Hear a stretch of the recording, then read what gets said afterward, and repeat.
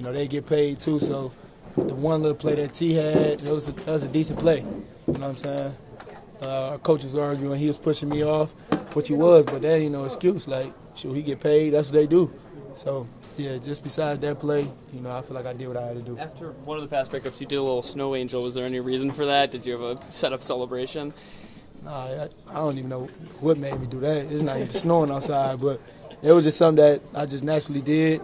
I'm not a big celebrator, like in terms of doing dances and stuff like that. I just be jumping around. Something just made me do that. I don't know what it was, but it just happened. How tough facing the trio of those guys, the receiving corps?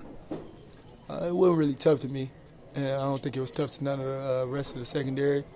I was just thinking about going against Jamar Chase the whole time. Like, everybody say he the best. That's what I was just ready for it. You know what I'm saying? He ain't had no catches. So I feel like I did what I had to do.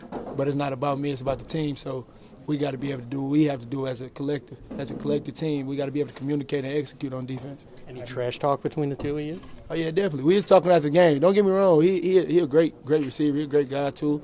We was talking at the game. Like, he was saying, I forgot what he said, but he said he wasn't going to be quiet, though. Like, anytime I said something, he said something. We was going back and forth. But, at the end of the day, we got to just play football. Can you talk about the ups and downs of the NFL, of football, period? Last week, so high elation after that win, and then today's performance? I'm new to the league, so I don't really know. But things happen. I don't know no teams that just go undefeated. Just like one win can't change the organization, one loss can't either. So I feel like we'll be able to bounce back easily from this. We so close to being great, man. I promise you we are.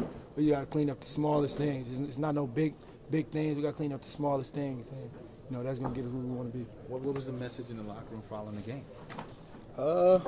We were just talking about how we got to come together more. We already a brotherhood, but like when you go through adversity and unfortunately take a loss, that's the moment for the team to get closer and closer. Like, it wasn't even nothing that the coaches had to say. Like, when we got in here, the players got to talking because we the ones on the field. So that's why I respect leaders like C.J. Mosley, guys like that, because if you're gonna be a leader, you got to be able to lead through the good and the bad times. And that's why I respect him so much, and that's exactly what he do. Unfortunately, you guys heard boos during the game. How frustrating is that? And do you think they had reason to boo today? They could have. There was a lot of things that we was just doing wrong that we didn't have to do. Penalties that we shouldn't have had. Selfish penalties. But it ain't frustrated me. I don't think it frustrated nobody on the defense or in the secondary. I don't really know about the offense.